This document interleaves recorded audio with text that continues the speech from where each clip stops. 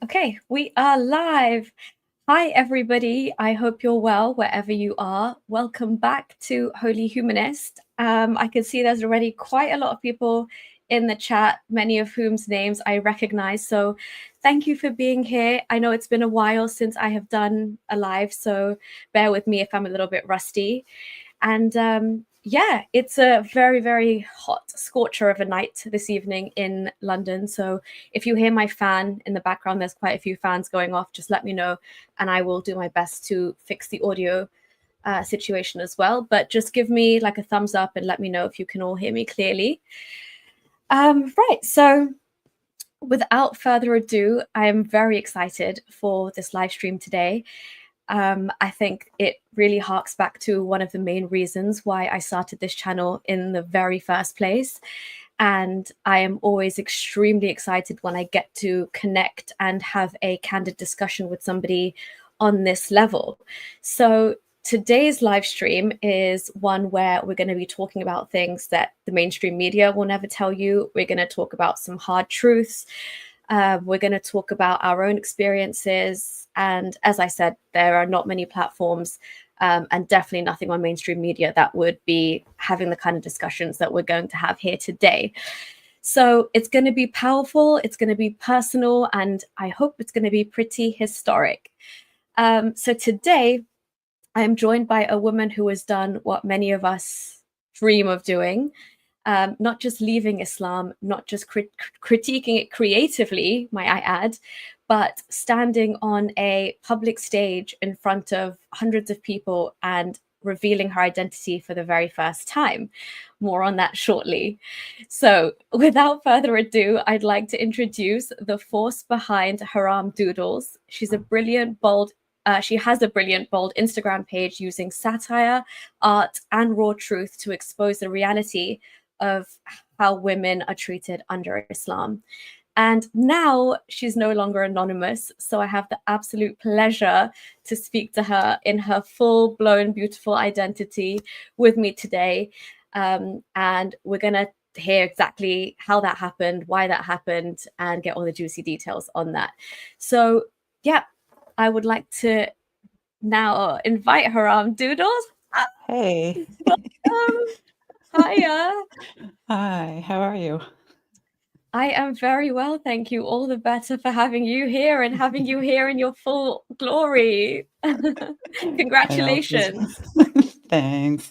Feels really weird. And also, I'm really glad to be here. I'm just glad that you and I can actually have this conversation face to face.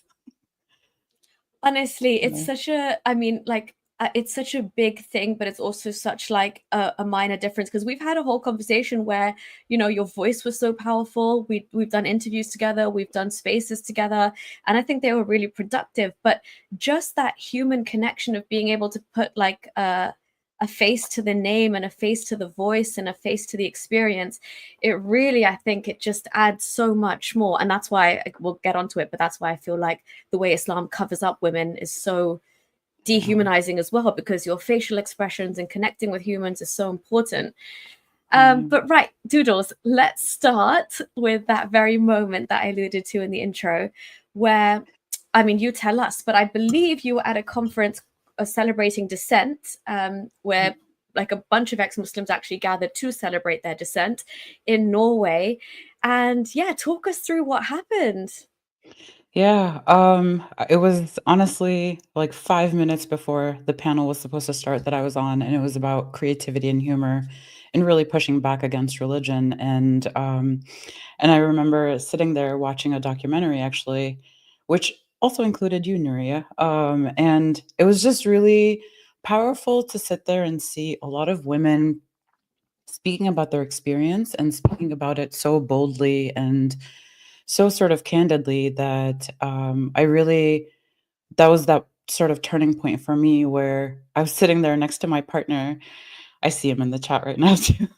And he was just like, hey, I turned to him and like just tears streaming down my cheeks. And I turned to him and I said, hey, listen, I think I'm going to take my mask off on stage. And he's like, you do you. If that's what you want to do, I'm going to support you 100%.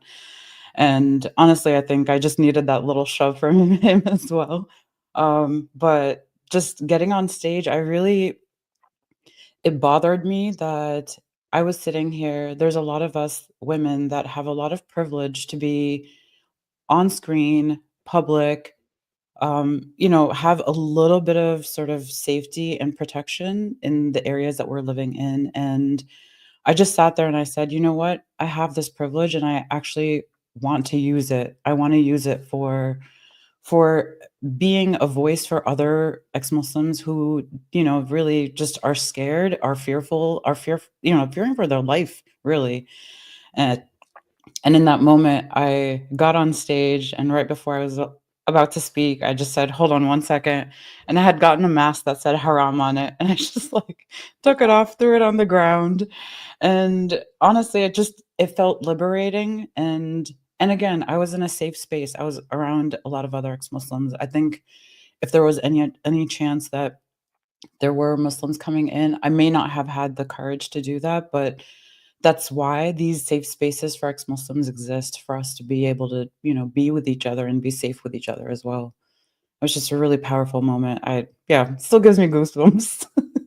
I can imagine. I mean, okay, not to divulge too much, but I actually met up with Doodles in person recently, and we had the best time. But when I heard this, I literally had goosebumps, like, like across my arms when she said that she had the mask and then she just pulled it off, and like that moment of, I don't know, yeah, I can only Mhm. imagine what was going through your own mind, and I'm really, really glad that you chose obviously a safe space like that to do Yeah. that. But wow, what a moment, Doodles. Yeah.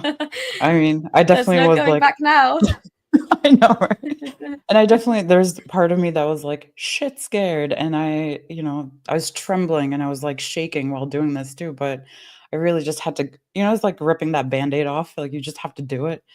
And I kind of felt the same way about my doodles too when I first started to when I made them public and I got on Instagram. It was sort of like that same feeling of like ripping the band-aid off a little bit. So just yeah. And I feel like you and I both had that at that moment where we were like, you know what? I'm done. I just need to like get it and do it. And live my life, yeah, my Yeah. true authentic life. And it doesn't matter about, because right, just to obviously put it into perspective, like you said, we are very blessed, given the kind of situations we're in and where we live and the fact that we're able to do this. But the reason I find this moment so powerful is because it's testament to how scary and how like real the threats and the kind of coercion and the fear that Islam instills in you even after leaving. Like, I mean, what proportion of of ex-Muslims are there that actually show their faces vis-a-vis ones who Yeah. are, anonymous to some degree or the other?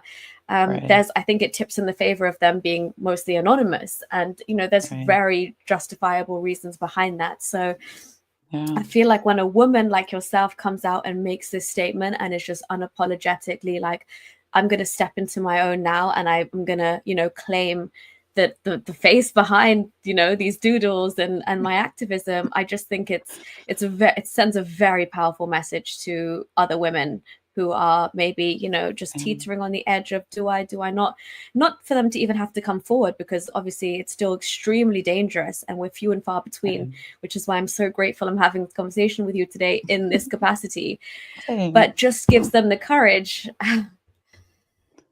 So Doodles, how has your life changed since then? Has anything kind of drastically changed for you since? Has there been any reaction from fans, critics, family, strangers?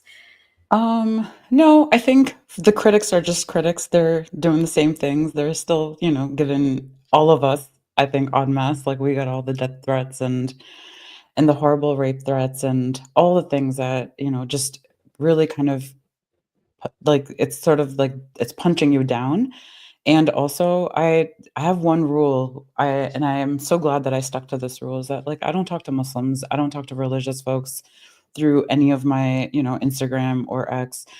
It's just pointless. I'm there for ex-Muslims, and the biggest treasure for me is when ex-Muslim women reach out to me and, when they tell me that your doodles give me validation or affirmation, and I think that just means so much to me that I never thought these like simple little drawings are going to bring so much belonging to a community of ex-Muslims that, we're all over the world. We're in a lot of different situations. And I know that seeing you speak, Nuria, seeing any of my doodles, I know that gives other folks a lot of sort of strength and courage to know that they're not alone. And I think that's just so meaningful for me to know that, that at least this like simple little drawing might help support somebody on their journey out of Islam. My gosh. Well, I can say for myself, like things that I haven't even been able to articulate fully. Sometimes I come across one of your doodles and I'm like, oh my God, she absolutely nailed that. Or like, wow, I didn't even think of this in this way. But they say like a picture speaks 1,000 words. There is so much to be said from, and I was just skimming your page again today before our conversation, and I'm like, wow, there's some, because it captures like, not only it's kind of funny, it's humorous, it's satirical, but then there's also like real trauma behind some of those doodles with the concepts that you're explaining. And I know it might just be one word for you there, like misogyny, or like you rearranging Quran verses, but that is deep rooted in terms of like what it means for somebody to question those things. And the one that I put on the thumbnail of this, which was like the journey that the average ex-Muslim takes, I felt like that was so perfectly captured in the sense that it starts with a question. It starts with, actually, that doesn't sound right to me. Is that really what the Quran says? Or is that really what Muhammad ordered? And then we just do what any good inquisitive Muslim would do who's wanting to stay within their faith, is just check it out for yourself and see what the source says. And then your brain wants to believe that and accept it, but we're too beyond that. We can't accept those words, no matter how deeply misogynistic, but divine they may be. We have to follow on down that route. And then you did a few more steps actually that I didn't do. I never consulted a scholar. I had given up on men gatekeeping the faith by that point. But yeah, really, really powerful. Yeah, and I think that's where sort of that I think the art became sort of my language of resistance. I think you and I existing as ex-Muslim women, our very act of existence is an act of resistance. And then the language that we use is, you became a content creator and you're creating videos. I'm just using, a tablet and a stylus to do the same thing, but just in a very different way. And I think this, like our movement in terms of just bringing awareness, we need all of these different types of content creators, of journalists, of people that are just, actually out there and putting stuff out there. That's really kind of helping our community at large. Definitely, we're a minority within a minority, and Yeah, women's voices are so needed in this space. So I absolutely love the work that you've been doing, and I'm sure I've seen the testimonies. It really like goes a long way to help people, and you capture not just, because I only come from my own journey. Your journey is your own as well, and what your doodles managed to do is they managed to encapsulate various like trajectories of people who come from different walks of life and still left the faith. So normal experiences that we might not have even thought about, because we only know our own journeys better than anyone else. But you have the LGBT T element to it. You add like various other you see it from men's lenses sometimes, but especially from like, oh, there's some brilliant stuff. We're going to actually go through it, because I want to highlight some of the work you've done recently. It's very kind of linked to what we're going to talk about today. So just before we begin, thank you so much to Reincarnation Entertainment for the super chat. And yeah, I really appreciate your support. And please do like and subscribe, guys. We need these voices to kind of be pushed more and more, because if there are women out there listening who are not sure if they, have a safe space, if there are others like them, then we need to show them they're not crazy. It's very normal to have questions about Islam, to doubt, and to follow that doubt and maybe eventually end up leaving. So yeah, please do. Thank you so much. So Haram Doodles, I will get your doodle page up and we'll go through some, but was there like one doodle you can maybe talk to us about that was the, like, I guess the scariest for you to do, or the one that felt most therapeutic, or one that you really thought, should I actually put this into put it out there into the ether. The funniest thing is that one of the first sort of few doodles that I had done was basically kind of around like, which of these bounties of Allah are you going to deny? And for me, I was like, well, you denied me science, you denied me my body, you denied me my like anything to do with any sort of form of like pleasure. And I think that series really kind of kicked it off for me because that was where my questioning began was like, why does it seem like everything that's fun and funny and fair and feminine, why is it that Islam always sort of, you know, tells us not to do any of those things? And I think growing up in the US really kind of shaped who I am, especially when you go to school and you see so many different people doing various different things. Like I'm seeing friends who are able to play basketball or play a music instrument or do all these like very simple kid-like things, and then being told that I couldn't do it. And so it's almost like you're deconstructing your own life this whole time by asking like, why can't I do this? Why is it not okay for me to wear shorts but like the entire school is wearing it? So are all of these people going to hell? Are all the women going to hell? Because, apparently women are going to be the majority in hell anyway, as per our prophet. Not my prophet. Not my um, prophet. and so I think that really kind of kicked it off for me. Is just like sort of going, no, I do want to enjoy these bounties that were not but created by Allah, but they were created by nature, like science and dinosaurs. Because that was one of the first questions that I asked my mom was like, why aren't dinosaurs in the Quran? And to be met with non-answers, like, you can't question anything.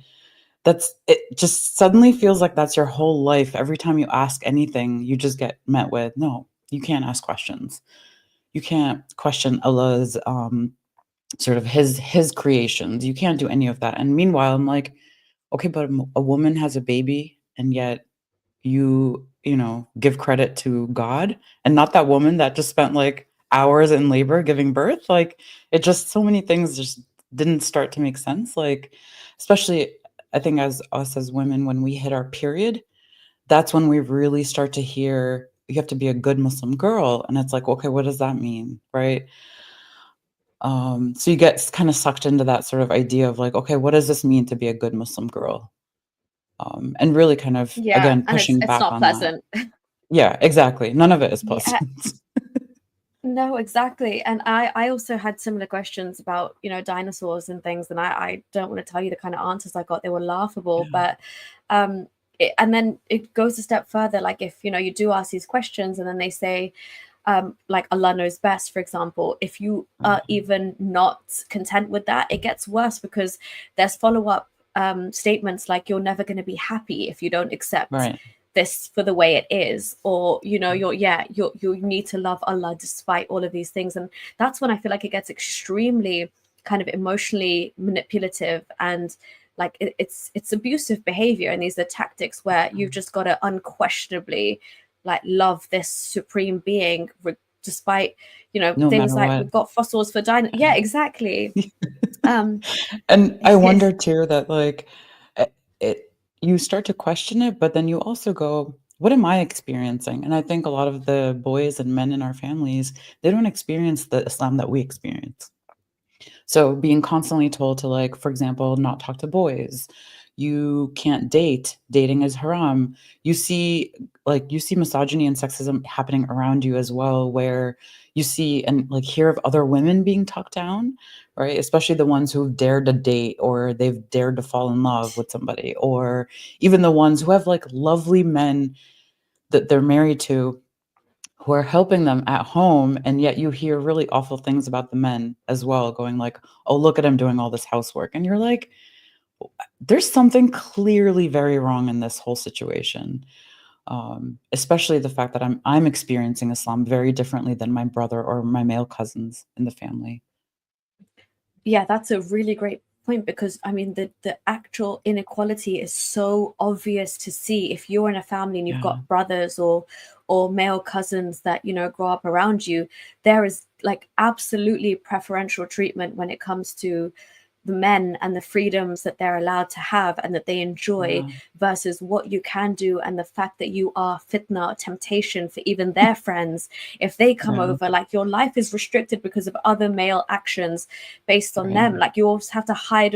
Like, I remember I had to hide away because my cousin, who's like he's the same age as me, maybe 6 weeks apart, he was bringing his friends over, and I was told I can't be around them in case I tempt them or they fall in love. And I was like, so what am I supposed to do with myself for the day? Like, this is ridiculous. And you can't, as a young girl, you're trying to understand this mentality, but it's Yeah. always ends up with making yourself like more invisible and less seen, and kind Yep. of, And smaller. it's Yep.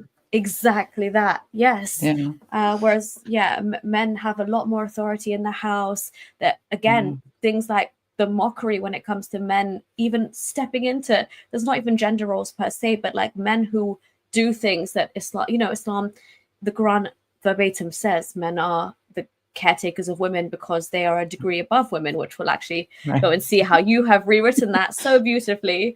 But yeah, we've definitely, I think for women, there's a lot more stimulus just growing up to be like, what is going on here? I remember I wanted to play football professionally, and instead of anyone looking at my talent, it was like, but you have to wear shorts. So that's out of the equation. And I'm like, what a way to kill someone's dreams. I know. And every time, like, you kind of bring something up that you want to do, or, you go like, well, like, there's other women around me doing this too. And clearly, we all have had different experiences. There were Muslim women in our family too that were doing things that were kind of out of the norms of being a Muslim woman, right? Like not wearing hijab, for example.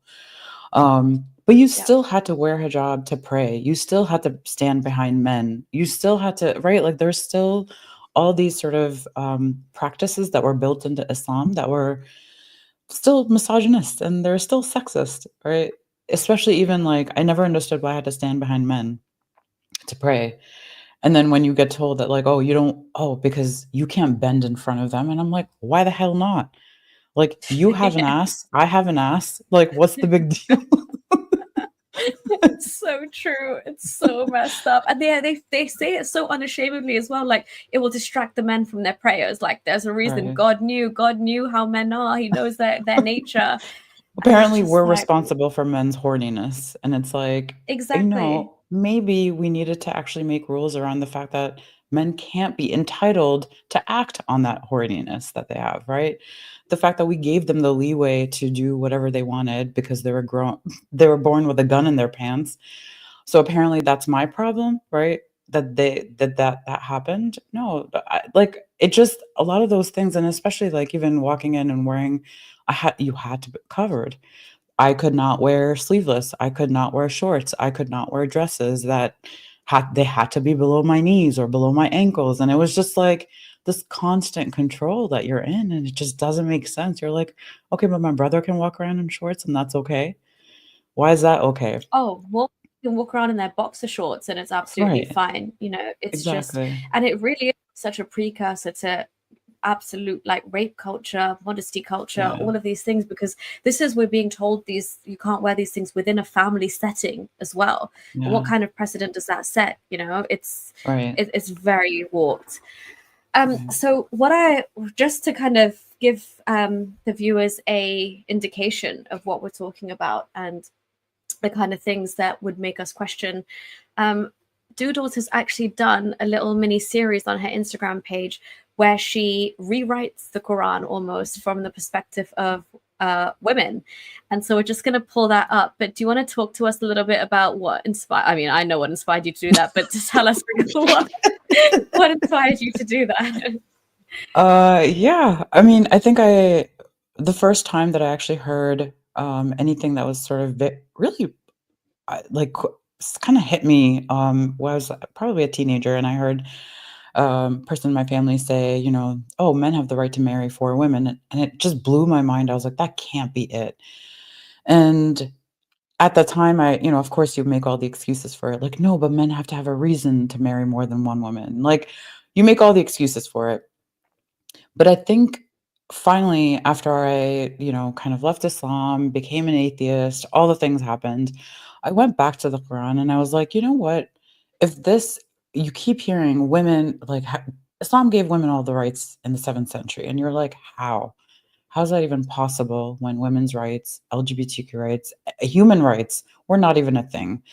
And I was like, you know, if the Quran really talks about women's rights, then all of these verses that I read that are clearly speaking about male authority, they're speaking to men. They're not even like the Quran doesn't even talk to women, first of all, right? Like it's all about men, how you need to do this with your wives, how you need to do this with your the women that you've enslaved. It's all the instructions for men. And so when I went back, I was like, you know, what if this actually was different? What if it was written differently?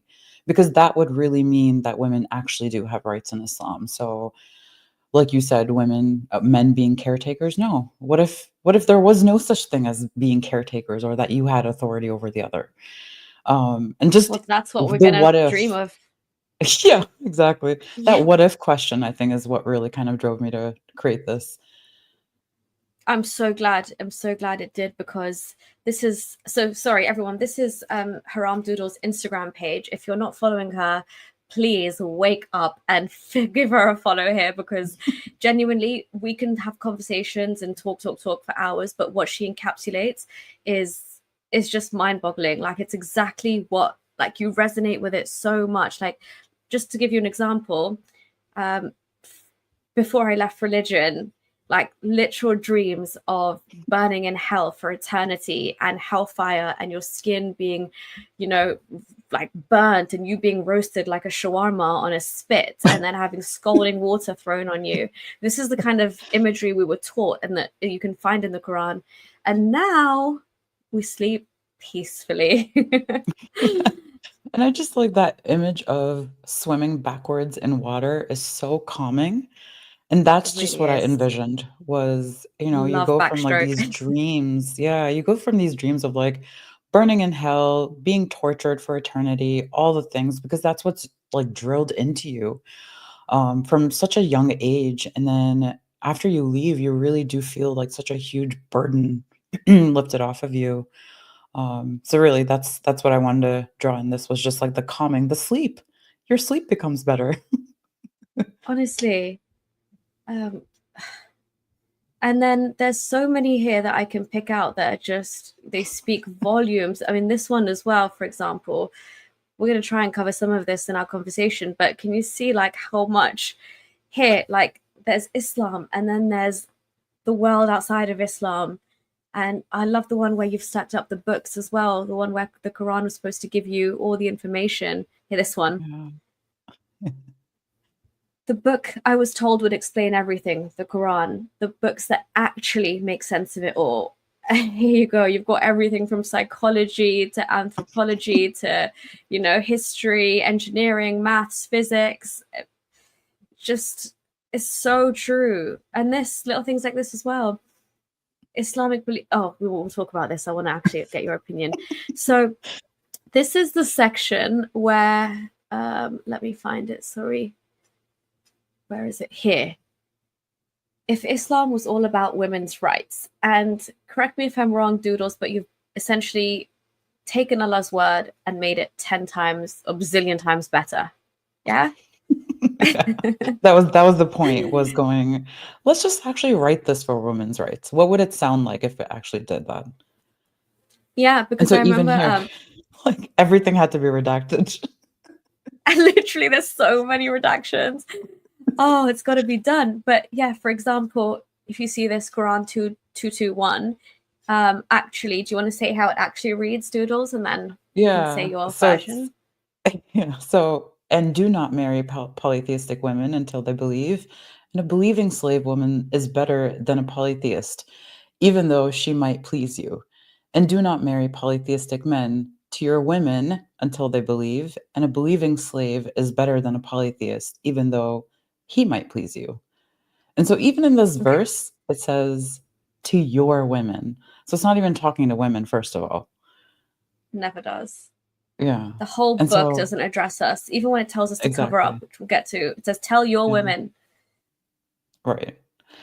And so I had to redact So all of this and go, you know what? yeah, Actually, we just need to make this marry polytheistic women, marry polytheistic men. Like, it's not that hard. beautiful. Absolutely beautiful. And then like this one, for example, about menstruation, making it such a unnatural, dirty, something to kind of be ashamed of that affects your Yeah. religiosity, your spirituality. And even the fact that they can approach them, there's no concept of consent here. I love that you've changed the purity aspect to without consent, like bring consent into the equation. Oh, Allah, what are you doing? So again, so many redactations because everything here is catering to when men can approach us, how they can approach us without consent, the fact that you're dirty, you're impure as a woman. I really implore Muslim women to read through these. Oh, I wanted to go to the other one. So here, this one is a horrible verse. This verse never sat right with me. But the real Quranic verse, Quran 2:223 reads, "Your wives are a place of cultivation, i.e. sowing of seed for you. So come to your place of cultivation however you wish and put forth righteousness for yourselves." Basically saying like you can approach your wife however you want. They are like your tilth. If by the way, I always thought if that's the case and we're the tilth, then men are the cows. But Basically, Toodles, you yes. made this so much better.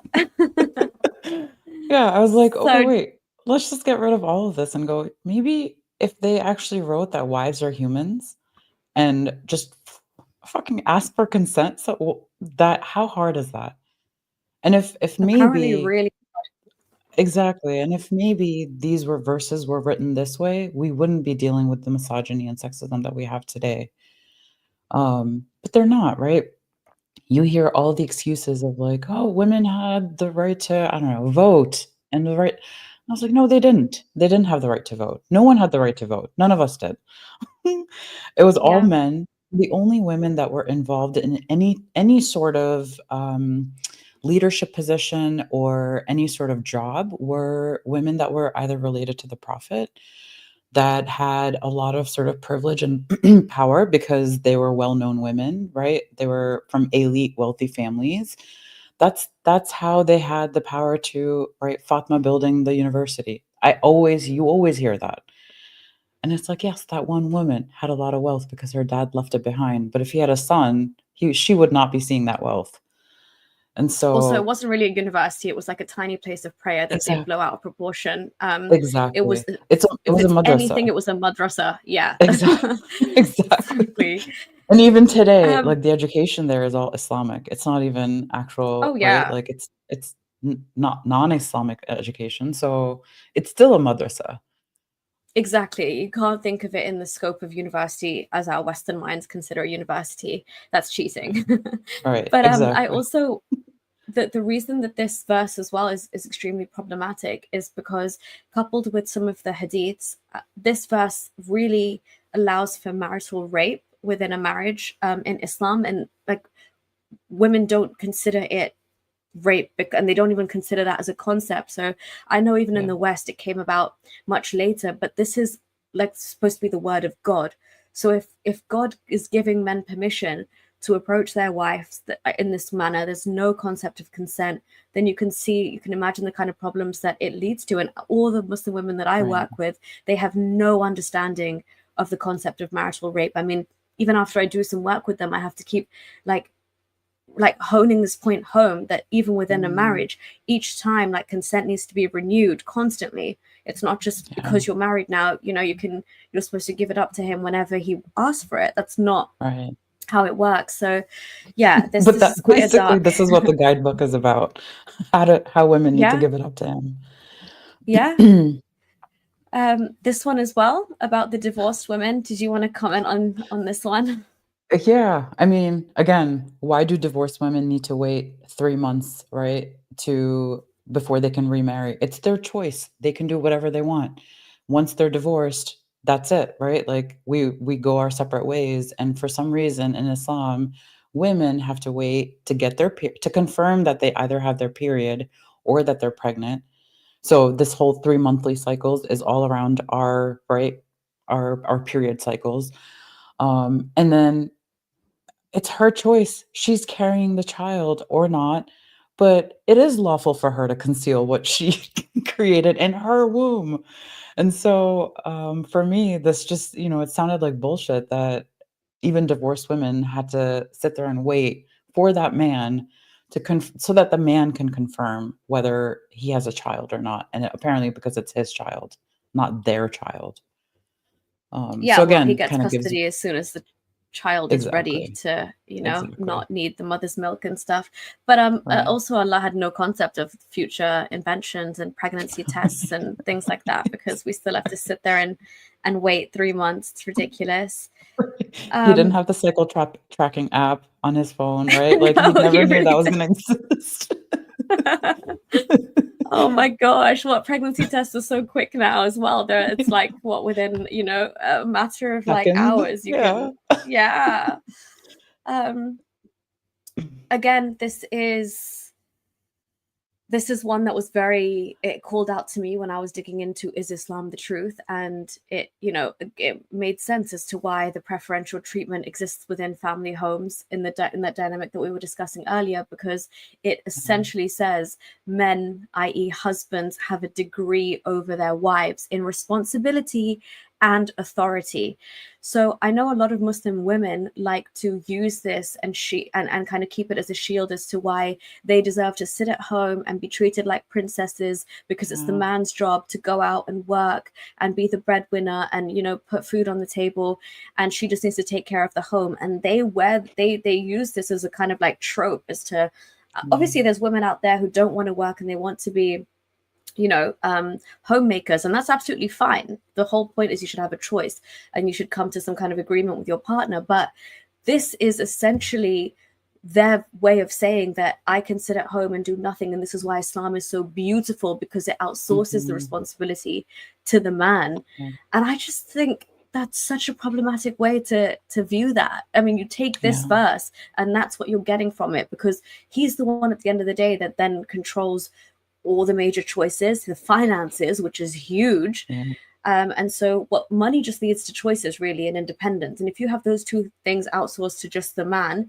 then the platform is ripe for you to be abused, right? And to right, struggle to get away from that abuse. So right. again, I love And the way that you especially change this.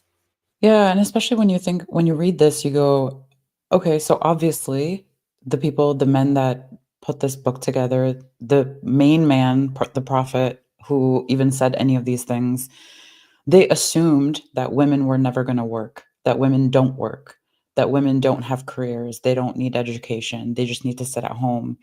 And so even this, when it says in responsibility and authority, there's a lot of excuses for it, like, "Oh, but it means financial authority." Well, then why can't women work? Why can't women have that financial freedom to be able to take care of themselves and take care of whoever else that they want, right? So the assumption that women don't need to work and women don't, right? Like that's sort of the choice feminism right now that we hear about, where women are like, "Well, yeah, no, I'm happy to be a homemaker." Are you though?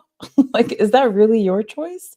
Or is that something that, you've been taught that apparently women's roles are to be at home and to be caregivers? I I've to this day, I made the decision to be child free. So I'm not going to have children, and I made that decision.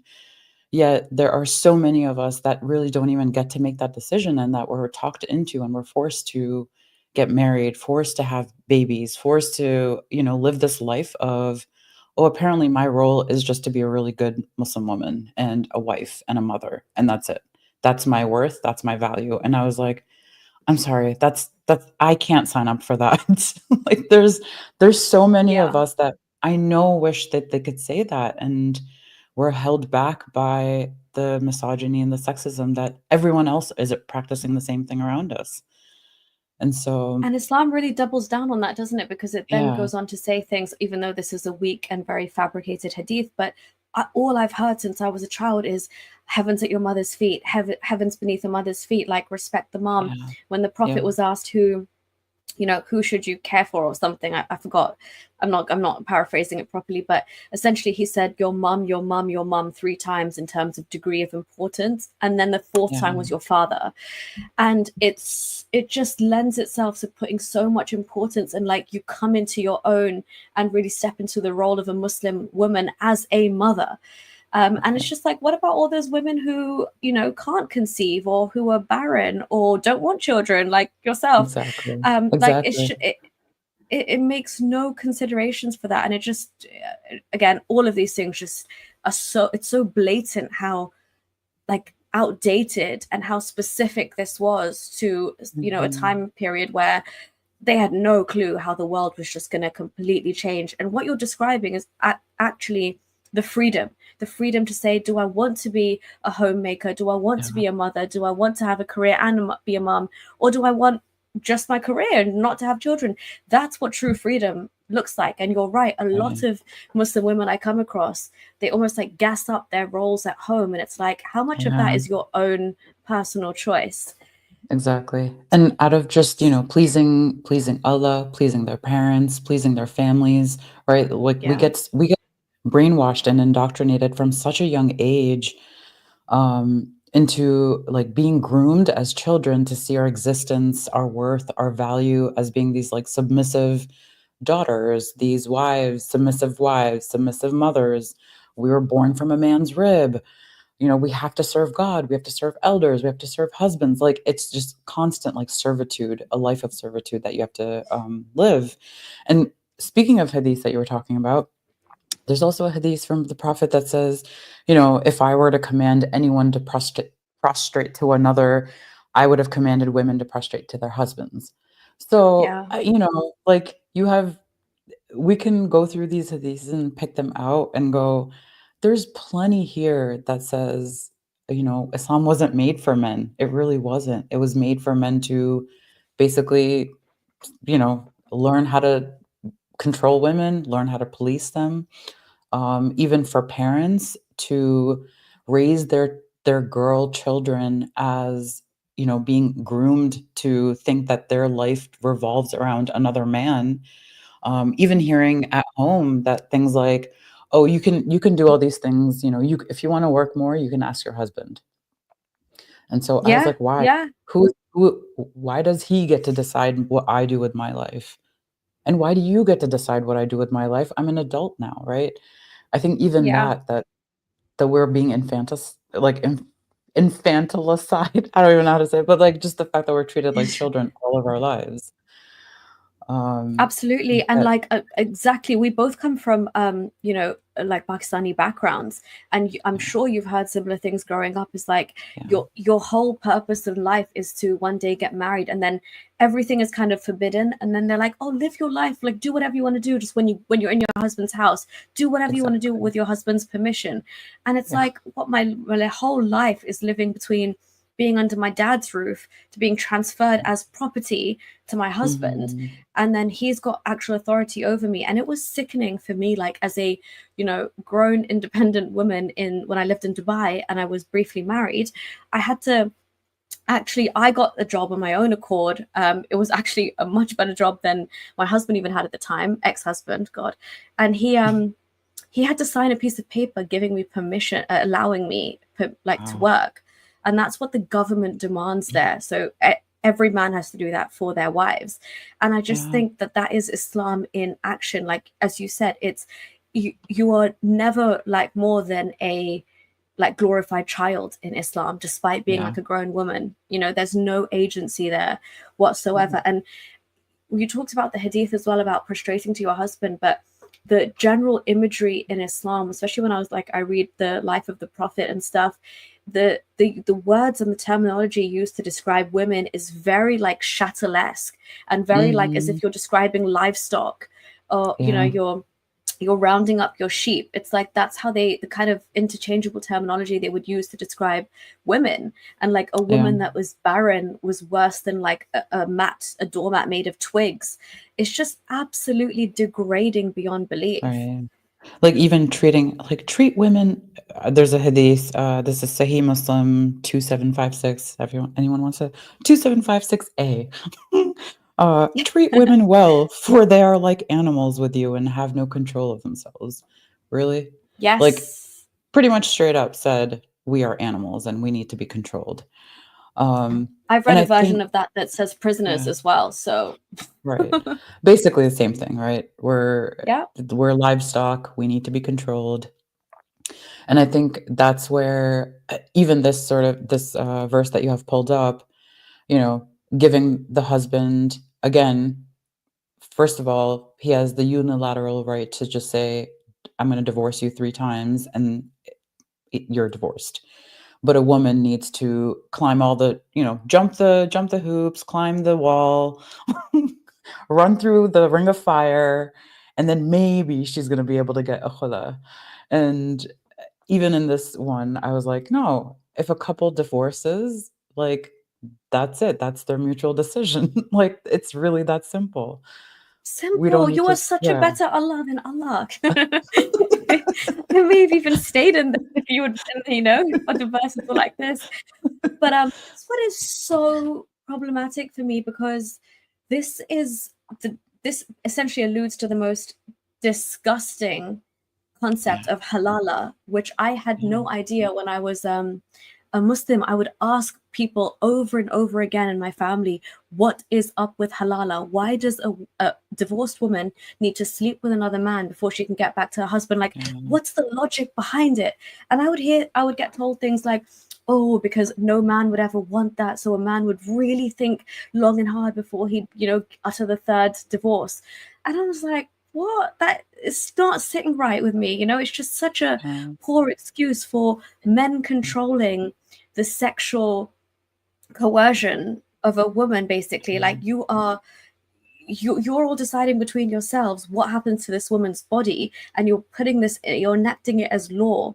It's just, this Yeah. one to me screamed that there was like something wrong with Islam. I remember having a really hard time with this. I think I'm actually going to make a video about all the redonkulous excuses I was given as to why. And I've genuinely seen grown Muslim women, doodles, be like, scratch their head a bit and be like, oh, what do I tell her?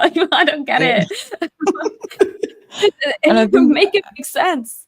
seriously, and what's sad is that so many of us are so scared to even say that this is wrong, right? Like, I remember being a Muslim, and if I read this, I was so scared to be like, no, Allah is wrong. Like, even just saying that, right? It like you're like, oh, my life is gonna be over if I even utter these words out loud. And Yeah, it really doesn't.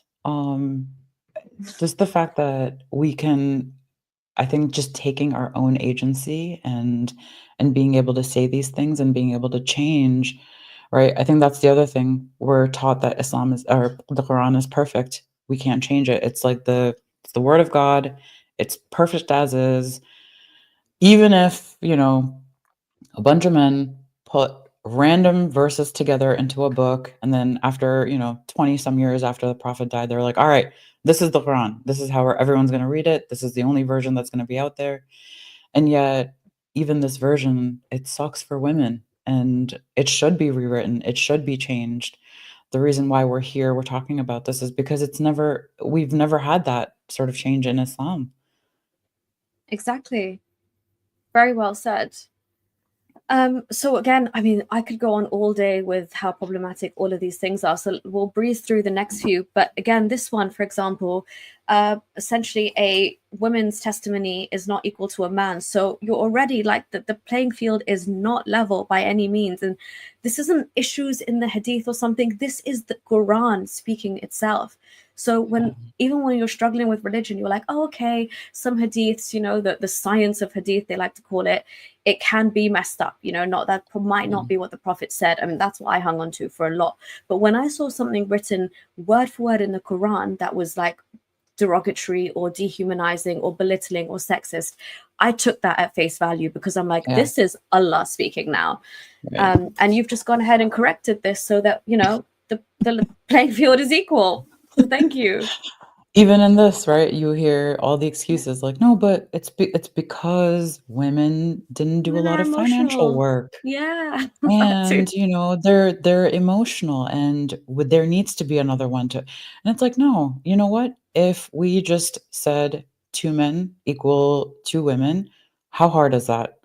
And there's nothing nowhere where it says women are apparently the only place that it says that in this, like, hadith, right, like, that women are less intelligent, of course, right? Muhammad comes out and says that too. So all of these, like whether it's coming from the Quran or whether it's coming from the Hadith, like all of it plays into creating this image of women that we're dumb as fuck. We don't know what the Mm. fuck we're talking about, and apparently we need these men to like set us straight. So, and you can see that clearly when you read verse after verse, you see that over and over again.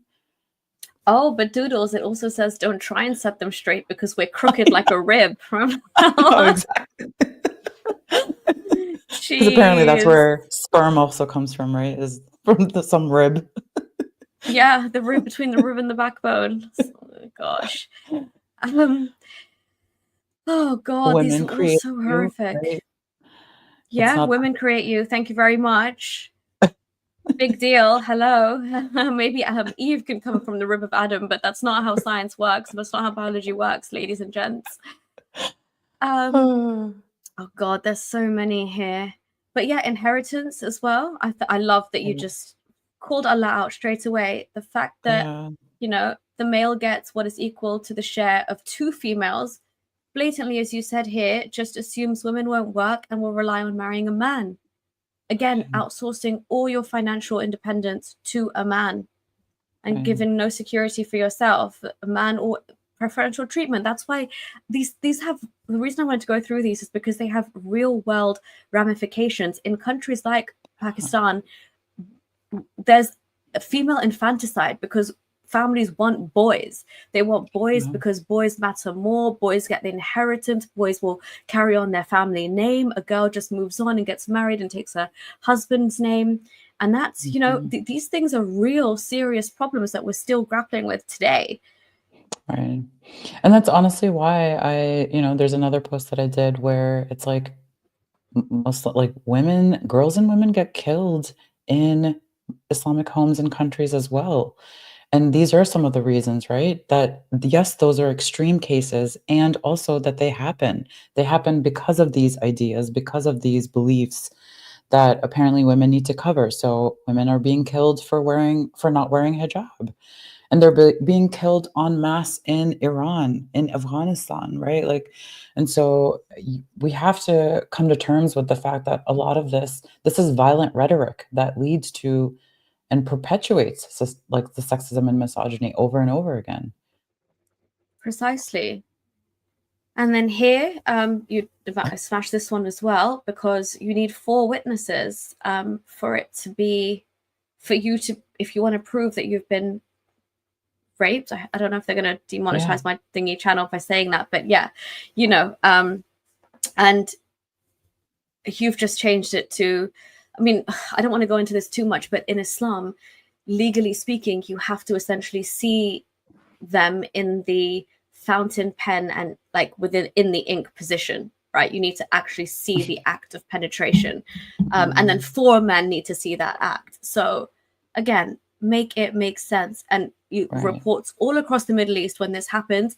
I know personally speaking from when I lived there, women who this has happened to just get the next flight out and they go home because there is no sense of um, justice whatsoever because of yeah, stupid, outdated, messed up laws like this. right. And this is what all Sharia laws are built on, right? It's taking all of this doctrine and right, like even this one, Oh yeah, prohibited to you are please. all married women except those your right hand possesses.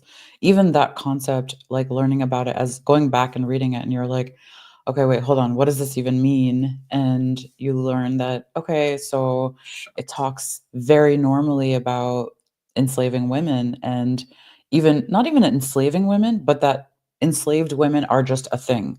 It's like a Oh normal part yeah. of Islam.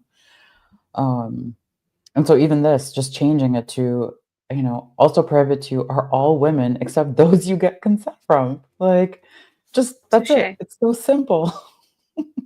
It's so simple. And again, the darkness, we could spend hours again, but the darkness that comes from this is women that were captured as war booty were literally just your possessions for one purpose and one purpose only. Whether or not you fathered children from them, you could still sell them on. And the Right, fact that Umar ibn Khattab didn't even allow them to cover themselves in the same way that, like Muslim women who were not slaves were allowed to cover themselves. And then you throw the concept of hijab in there, and it gets extremely dangerous for women in terms of like the hierarchy. And right, it's just it's beyond disturbing, to be honest. right. Again, this Just don't relates marry. to your right hand possessors. Yeah, just don't marry. Does not just wipe out slave girls entirely. And the fact that the terminology right hand possessed, I love seeing that struck out by you. Oh, and I think we'll end on this one. This one is beautiful. Yeah. So Simple. Men are obviously, not in yeah, charge. thank you. Men are not in charge of women because, again, this is why you are constantly a little pet in Islam. You're a glorified child. Yeah. You have the kafala system in Saudi Arabia where, your son, let's say, if your husband's dead, your 4-year-old son could have more autonomy and agency over you than yourself because any man Exactly. connected to you comes first because of verses like this. Yep. And I think that's where, so many of us are so scared to ask these questions, and rightfully so, right? We know blasphemy, apostasy, both are punishable, and people will make all the excuses for it, but none of us there's so many of us that haven't had the guts to even tell our parents that we're ex-Muslims because of these reasons, especially for women. Um, and that's the sad part, is that we can't even talk openly about this because immediately we're slapped with, "Oh, well, you're just Islamophobic," right? Which I hate that word. What Muslims experience in non-Muslim countries is anti-Muslim hate, and also anti-immigrant hate, right? Like, they're experiencing a bunch of these things. I experienced it as a kid. And so, but now it's like I went from experiencing anti-Muslim hate to now experiencing anti-ex-Muslim hate, where we can't even talk about the experiences that we've had, and we can't even talk about objectively criticizing the things that are written in the Quran that really, like this, even this, right? But those wives from who you fear arrogance, advise them, forsake them, strike them. I- Again, why? Why does this even say this, right? Why is this even included Exactly. in the Quran?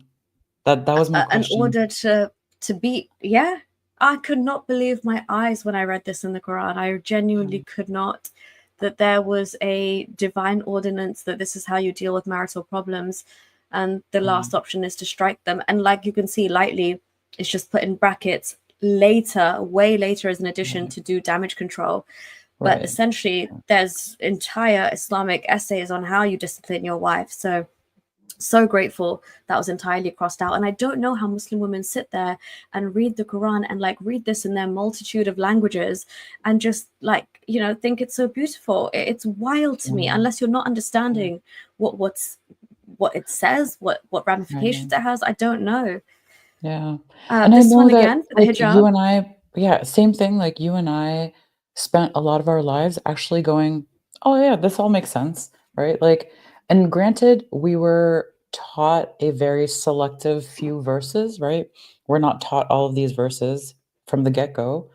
We're going back to these as adults, and we're rereading things as adults, and we're going, "Okay, let me," because that's what I did. I was like, I kind of felt my faith kind of going away for a while, and I was like, maybe I need to go back and reread the Quran. And honestly, that's what actually made me leave very quickly, was going, oh shit, this is what it says in here. And so much of it is against women, and you start to realize that, it's a patriarchal, it's just another patriarchal religion made within the same, like, larger patriarchy that we are continuing to sit in. It was a religion, formerly a cult, that now is called a religion made by men for men, It keeps women trapped in, and just as I was trapped at one point, right? I know it's frustrating right now for us to go like, how can women sit there and actually see this and go, yeah, this is all right. This makes sense. But I know I was in that same situation years ago going, oh shit, like this actually makes sense. Women are treated like queens. But it was because we were so scared to question any of it. That's why. No, absolutely. And I've been in a similar situation as well. I was studying Islamic law and I was not defending per se, but I was writing Yeah. critical, I don't know what part of it was critical, like essays on why things like inheritance are more for a man. And there Yeah. is some divine explanation behind it all, and why Yeah. men are considered a degree over women, and so therefore like testimony and child custody. I'll be honest, I didn't really know ever of the wife beating verse until I went and read it as an adult, the Quran in English. And I think Mhm. that's where a lot of this like the stuff that we've seen now just clearly laid out bare the way we just read through it. A lot of that can be hidden from you if you go through it in the natural way of being taught the Quran in Arabic as a child, Right. and just kind of like reciting it as poetry that you've remembered, or like a song in a different Yeah. language that you've remembered, because you don't understand what Allah's actually saying. I remember Right. I started reading the translation for the Ayatul Kursi, which was like, that was the one translation I remembered, and then I started doing it for Surah Fatiha. But it's very difficult as a child to keep up learning the Arabic and the English for each Yeah. exact surah as you go. It's very taxing Right. to do Right. school and live your life. So a Yeah. lot of it I mean, is, and even like Arab speakers are finding themselves going like, wait, what does this say? So for us that yeah. don't even speak Arabic as our sort of first language, it's a lot harder because we end up learning a language that's just like we're reading it and reciting it, but we have like no idea what it says. And so to go back as adults and reread it in English or whatever language that you're reading it, I think that's really where, because from the moment you're a kid to the moment you're an adult, you've probably learned a little bit of skills and tools to be able to go like what makes sense and what doesn't. And I think even stepping outside of Islam just a little bit and going, let me read this objectively. I actually studied religion in college because I was like, let me actually learn about my faith objectively. Because this whole time I've only learned it subjectively from my parents or from my community.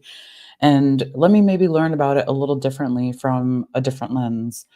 And honestly, those are a lot of the reasons why I actually moved away from organized religion. I moved away from Islam. I slowly started to like question everything because while I was learning religion, I was also learning about sociology and feminism and like all these other things in college. You start to piece all of it together and you're like, wait a second. That's when you're like, there's something wrong something's here. afoot here. Yeah. Hold up. Has my whole life been a lie? Exactly. You feel very like deceived and manipulated too. And I think that's where a lot of our anger comes from when we're Oh, kind of early on in our definitely. journey. Yeah. And you really have to like because we lack the support, like we're not celebrated by Yeah. even like other strong women in our family or anyone. Well, I'd hope Exactly. if they were stronger, they might turn away from it, but we're not celebrated. You're not told that like the way you think is okay, like the way we're having this conversation today and Yeah. saying if there's any other Muslim women out there that are doubting, you're not crazy. But because of the lack of Right. support, it's almost like not only do we have to confront that we've been fed such a big lie and we've been treated badly as a result of it and discriminated and against in every aspect of our own personal lives, but now we have to find our own voice and do that, walk alone on this path as well.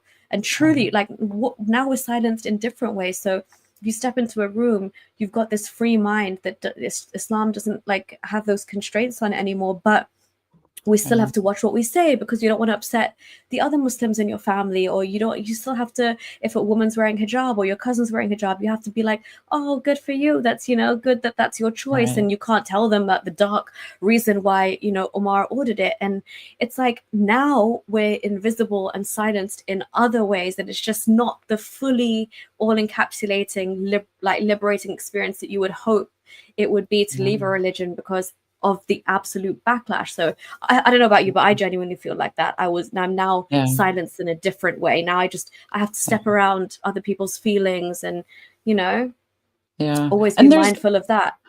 yeah, and honestly, I feel like there are often times where I pick and choose where I spend my energy, right? Because I know if I'm sitting around a bunch of Muslims, I know it's not gonna really matter what I say. I'm not there to change their mind. I'm not gonna, suddenly bring them to becoming an ex-Muslim. It's not gonna happen, and I can't expect that either.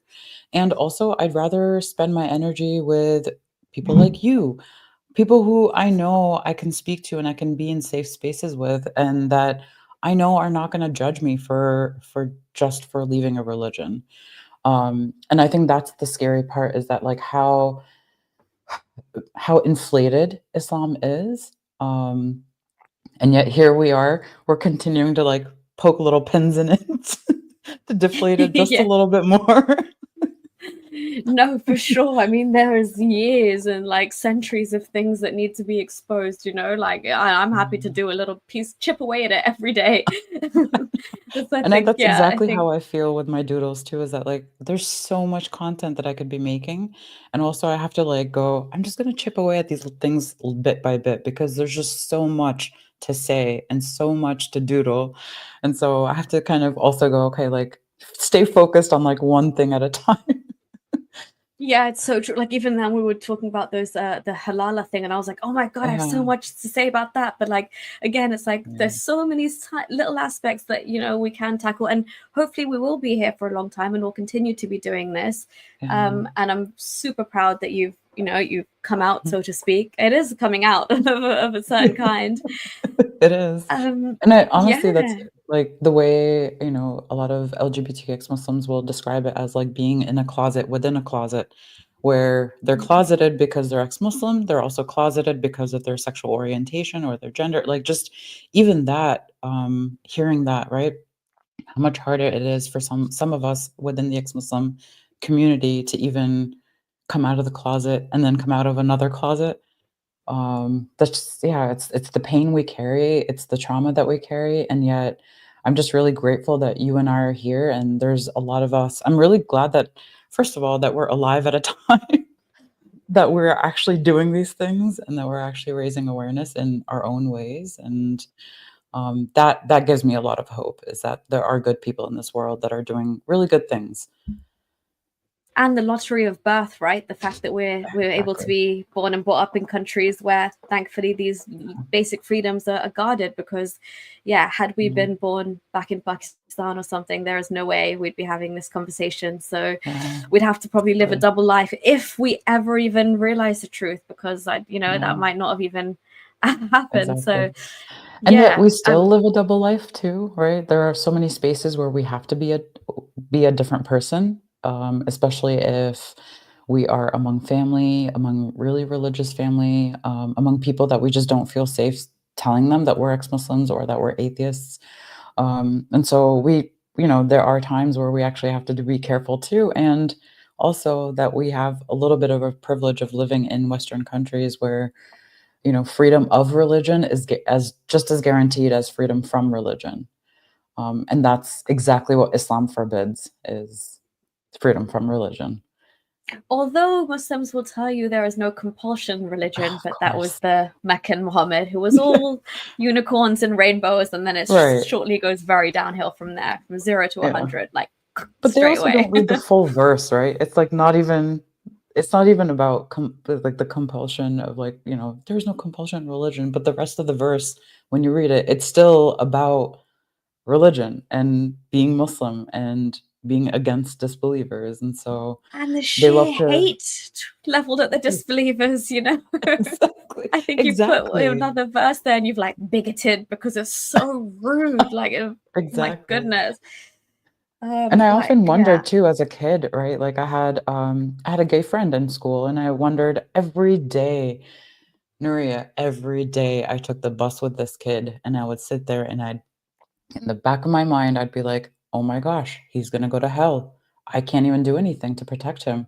Like, how awful is that? As a kid, you're thinking these things and that, like, my Jewish friends, my Hindu friends, my Christian friends, my non-religious friends, all of these people are gonna be going to hell.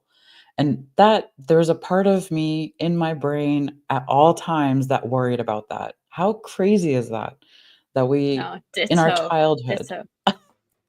Yeah, and I went to such an international school. I had people from Yeah. every single religious walk of life, and Yeah. I also I was very homophobic because Islam told me to be. And then when I Mhm. started interacting with, like the first person I encountered who was gay, I was like, oh my gosh, he's such a nice person. Like, why do I feel love in Exactly. my heart for him? And my, like, Allah is telling me to hate this person and, like, Right. help him get on the right track. It's just such Yeah. it really is mind warping for a young child to Yeah. have to navigate that, and then internally and then outside you go and seek advice from elders or people who are supposed to guide you, and you get fed back such I don't even know how to say it. It's not even affirming in any way, but it's just such like a load of, like, your mind can't accept what the answers that you're getting. And I know Yeah. obviously you've done your doodle where you say people go to sheikhs because there's a Yeah. lot of people who are on the verge of leaving Islam, and they do turn to like their imam or their sheikh and stuff, and they're like, right, you know this religion better than me, you can interpret it better than me, you tell me, like, what am I supposed to make of this? And Yeah. from what I've heard of their testimonies as well, the answers just do not stack up. Your mind cannot accept it. And I think once you've reached that threshold, you have to say, you know what, I need to really go back and introspect whether any of this is really a message from God. And I think that's the Yeah. beginning of the end for a lot of Yeah. people. That's absolutely right. And I think that's and the fact that Islam, like, even in the Quran, like, the fact that we're told that we don't know what we're talking about, that humans need God, that we are like, basically humans are dumb, we're stupid, we need religion, we need God, we need all these things that are written in this book to be able to live a good life. And then you once you get to that point that you described, I think that's when you go, no, you don't actually don't. You don't need any of the stuff that's written in this book because you and I can be good humans. You and I can care about other humans.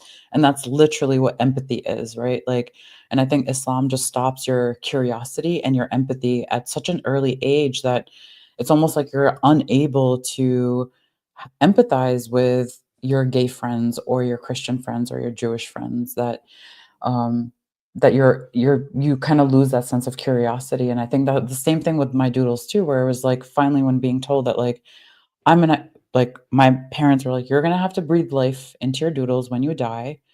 So stop asking questions, stop Oh drawing. my This gosh. is a waste of time. You are, like, you could be doing something better, like praying or reading the Quran or doing your homework. And so even that, like, just being told to stop doing something, like, can you imagine a child's imagination, like, instantly just got wiped out? And so Yeah.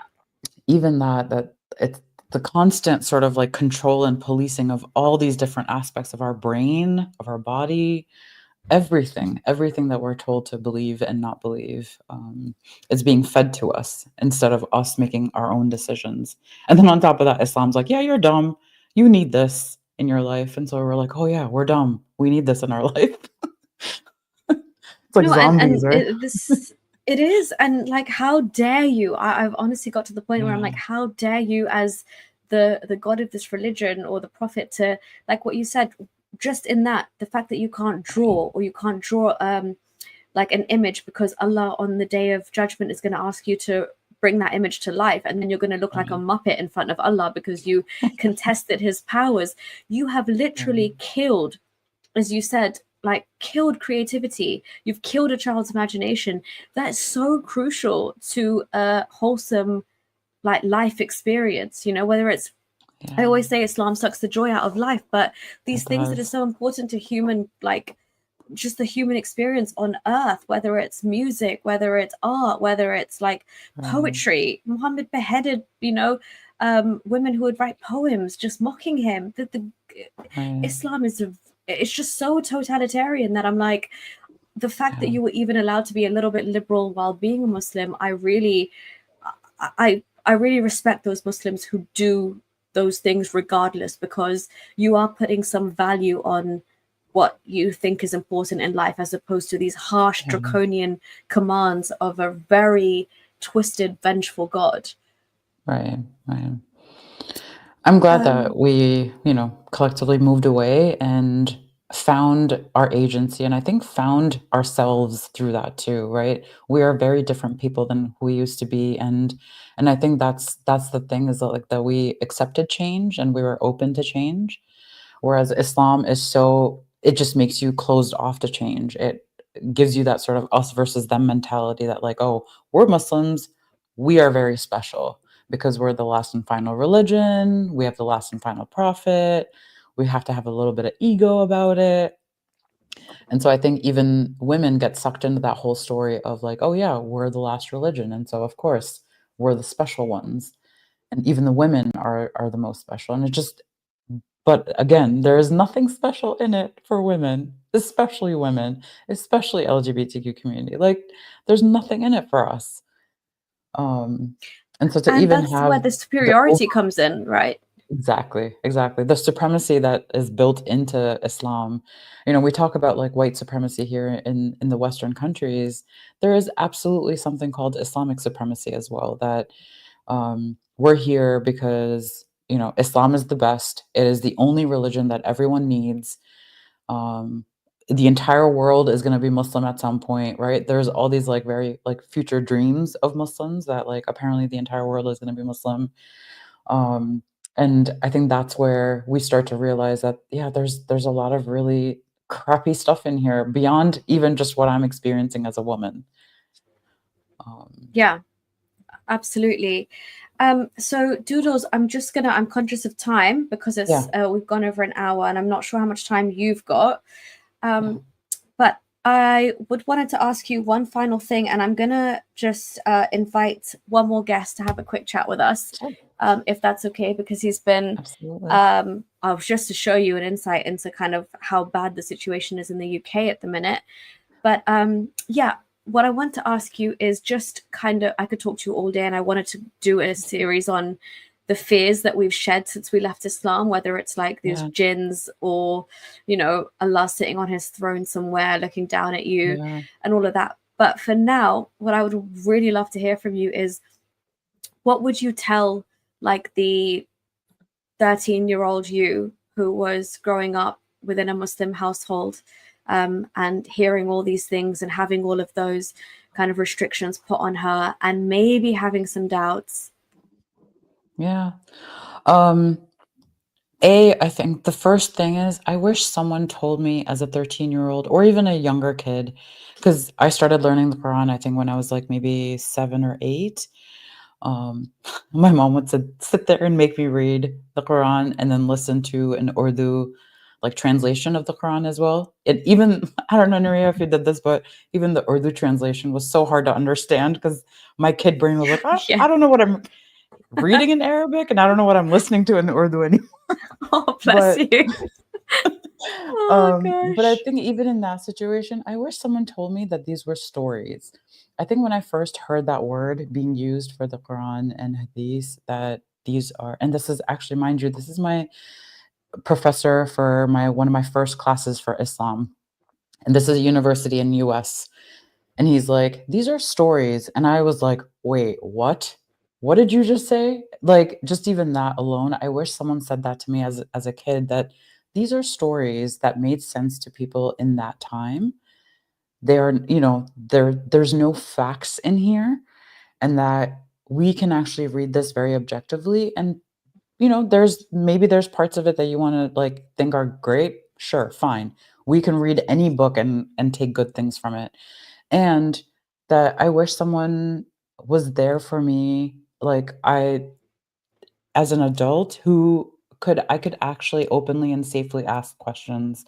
So if any of you that are listening right now, watching this, if you have younger people in your life, your nieces, your siblings, your nephews, whoever it is, make sure that you are their safe person, that they can come to you and ask you questions about what's confusing, or um, what doesn't make sense. I think there's a lot of us that can be those sort of mentors for other people in our lives, the younger people in our lives that really are sort of questioning a lot of things, and give them that space to be open, that they have the sort of the agency to ask those questions, give them that safe space, be that safe person for them. And I think I wish I had somebody like that too. And I'm really grateful that as an adult, I found those people. I found my partner who is also ex-Muslim. And I think reflecting on our lives together has really been therapy for each other. But I think really look out for the young people in your life that really are looking for answers, and be that safe person for them, that they could actually just talk through anything and everything. And I wish more of us had that, right? Like, I know it's not going to be perfect. I know that we still have parents, we still have elders in the community that are very much Islamist, or they're sometimes discount Islamist, is what I like to call them, that they'll be like very apologist about what they're doing. But as long as we can be there for the younger generation, I think that's where I see a lot of hope. And I hope that others can do that for other young people too. Oh, that was so beautifully said. And I really hope so too, because that is like the fast tracking of, generational support, and hopefully having the ability to think critically and follow that train of thought wherever it may lead. So I love the fact that that was like your entrance into kind of seeing this maybe not as literally all truth and the word of God, and I need to follow it to the letter. These are maybe just stories passed down. So the final thing I'd like to ask you, please, is what would you say, minus the fact that you were told it was truth and then the teacher opened your mind to the fact that they're stories, what would you say was the biggest lie that was fed to you as a Muslim woman, or you were told as a Muslim woman? That Islam was made for women. Yeah, the most feminist religion. Exactly. Women had no rights, Doodles. Did you know, before Islam came along and Muhammad really stood up for us like no man has in the history of humanity? Baby girls were being buried alive. Yeah, exactly. Whenever there's a women's march, the Prophet's face needs to be all over the posters. Absolutely. Oh my God. The suffragettes, you know who their inspiration was? Muhammad. Oh gosh. Yeah. Well, like white women sitting in the 1920s, they're like, oh, look at this prophet. We're going to take a page from his book. He said the most beautiful things about women. Look how he safeguards us, gives us rights when other men were doing this. My gosh, no. Touche. That is, I think, the biggest lie that every Muslim woman is told. And the sad state of affairs is that most of them at some level are still believing that lie. And, they're very much stuck within that lie.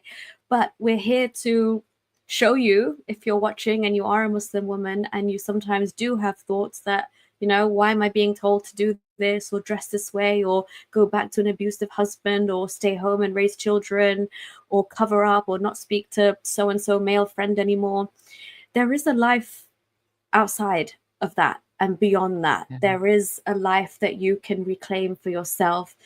And, all of those answers aren't necessarily found in the Quran. And there is a life beyond what Muhammad said and told you how you should be. So if you are doing things not from within yourself, but because of any kind of pressure, and the pressure starts from your family to the divine, what's written in Islam, all of those pressures that are keeping you chained to something, then please know that people like myself and Doodles have been through exactly what you have gone through, and we've come out the other end and we've shed it. And look, we're here. We're happy, the sky hasn't fallen down on us. Allah hasn't sat on his throne and thrown a lightning bolt at us. We're okay. So there are safe spaces. There are more and more of us coming out. But yeah, just trust your mind and trust your instincts. And life can be great on the other side. That's a great lesson. Yeah, seriously. Trust yourself at the end of the day, and don't hesitate to ask the questions, because chances are, if you're asking if something is fucky, it's probably fucky. Absolutely. Yeah. Just I couldn't say it better than that, to be honest. So yeah, I hope you all enjoyed that part of the conversation. As you can tell, Haram, Doodles, and I could go on for so long, and we've only went through one of her doodles, essentially. Imagine if we broke down all the other themes. So Doodles, you must come back for more, because this is beyond powerful and exciting, like vibing back and forth with a woman that shows her face and feels the same way. But for now, I'm just going to quickly add another guest. Some of you may or may not already have heard of him. Shoaib is joining us in the studio for a couple of minutes today, just before we conclude. I guess just to shed light on the situation in the UK and how problematic it can be if you don't toe the line that Muslims expect you to. And just a disclaimer, Shoaib is a Muslim. He considers himself a Muslim, but he is gracious enough, as we hope that other Muslims would be as well, to allow us to use our right of free speech and freedom from religion to critique the ideology. So he's probably sat here for the last hour and a half listening to Doodles and I bash the faith. Sorry, not sorry, Shoaib, for that. But yeah, we'd love for you to join us, and let's see what's going on. Hiya. Hello, hi everybody. I hope you can you hear me? Can you hear me okay? Yes, loud and clear. Yeah, cool. Yeah, no, I was listening to you. Obviously, you're criticizing. It is your right, and I would say that I would never stop anybody to do the criticism for whatever it is. Like, we see Muslims all the time criticizing Christianity and any other religion. So I think it is everybody else's right to do the criticism back to them. But unfortunately, for people like me, when I criticize, because like I said, I am a Muslim. I used to go to the mosque. Obviously, I don't go there because of safety reasons now. And I'm sure, Nuria, you remember that there was an interview I think I sent to you that happened outside Tommy Robinson's court. That I don't know if you've seen it or not. Yes. But yeah, that interview, what has happened? They were asking me questions, and obviously, when I told them that I'm a Muslim, they said to me, "What do you think about the guy who burned the Quran outside the Turkish embassy?" And that was the day when the results came out, and he was convicted. Basically, he had to pay some penalty. And he didn't go to jail, but it was a suspended sentence. So when they were asking me this, so all I said in that interview was that if there is somebody who want to practice the freedom of speech or freedom of expression, which is that guy burning the Quran, I wouldn't do it, because I come from a family and I got a lot of moral values where I wouldn't want to burn anything, like any religious scripture, rather it be a Bible or Torah or anything else. I wouldn't do it. I wouldn't even burn as much as my math or science books. So that is just my belief and that my moral values. But if somebody's doing it, I'm not going to stop them. I'll tell them, you crack on. If you want to waste 50, 60, 40 pounds, whatever you bought the book for, burn it, please go ahead. And it is the right of everybody. And I think I forwarded you the message that I received from a guy who went to my university. And he's an Afghani guy, Pakistani Afghani, born, raised in the UK. And I would consider him as an extremist, because in that voice message that he sent to me on my WhatsApp, and he said to me a lot of bad words, and then he said to me, "Oh, look, yeah, you're a kafir, you're not a Muslim, or how dare you say that? You wouldn't mind if somebody is burning the Quran." And I said, and literally I said to him, "What do you mean?" And he sent me back my interview that I did outside Tommy's court, and then he just started sending me non-stop messages of threats. And he lived in Luton. And I was like, "Okay, what are you going to do?" And then he just disappeared, because I told him I'm going to take the messages to the police. But because he knew that, I am going to go to the police, and police is not going to do anything, which they didn't. I went to the police, and the police was like, "How do we know that you're not making this up?" And I was like, "I've received these threatening messages, and you can see it." And literally that was it. So whatever you're doing, obviously, I might not agree with it, but at the same time, I don't need to agree with anything the same way you don't need to agree with anything that I have to say. But at the end of the day, you, me, or anybody else should have the right to criticize, because if the other party is doing it, surely you're allowed to do it as well. So yeah, that was my whole thing. So I don't mind you guys, whatever you said. I did heard everything, but it doesn't bother me at all. No, and again, I love that. We've had this conversation as well before, Shoaib, when you've been on the channel, and we've discussed that, you're able to put that aside and understand that the law of the land here is there for a reason. But I think it's been terrible, the kind of backlash that you've got, almost like I would say it's a continuous harassment that you've been facing, that's really affected all aspects of your life, just for kind of having an opinion of your own, because you seem like, for them, you're doing it's a massive betrayal, because you're going against your own, if you will. So that's just an indication of how some Muslims in certain communities around the UK can be so hostile and insular, that if somebody dares to have a difference in opinion, because it's on a sensitive matter like the burning of the Quran, which I'm sure all of us agree, it is a form of protest, but it might not be something any of us would do personally. But it is somebody's right to do that. And I think because you have values that they seem to be, your values essentially pitch Islam beneath your patriotism to where you are, it's just too much for them to handle. And I think, it shows the kind of state that the UK is in at the moment, that the police are siding with people like this and kind of doubting your lived experience. And nobody's safe if that's the kind of law enforcement that we understand two-tier. I'm sure, Doodle, this is quite like obviously in the UK context, but I'm sure you've heard of the level of two-tier policing, and you did a doodle about the man who burnt the Quran as well. Is there anything that you wanted to kind of comment on your opinion on what's been happening? Yeah, I mean, obviously, on a personal level, I would never burn a book. Books are very important for us to learn from, whether that's the good things that we're learning, or any of us can pick up a book and learn horrible shit from it too. Everyone has their own sort of, freedom of expression, freedom of speech, freedom from religion, freedom of religion. We need all of these things in a democratic society to be able to live alongside each other. And whether, if a person wants to burn a book, they're probably really frustrated and really angry for them to even get to that point. And so instead of wondering what their reason is, we sort of go to the action that they're taking is just burning the book. And that's okay. Women in Iran burnt the hijab because they were really sick of the Islamist regime controlling them. And so they had to have been very angry to be able to burn the hijab. And similarly, in this situation, that man had to have been very angry to get to that point, to make that statement. So it's not like it's not like everyone's having like some book burning everywhere. This is and I think that's where I go, it's okay. It's his right. It's his book. It's his copy. It shouldn't matter to anybody else. And the fact that he got attacked for it, meanwhile, right? Apparently that was totally fine. I think that is the fragility that we need to actually work against, the Muslim fragility, to think that burning a book that's literally available online right now, you can go to Quran.com.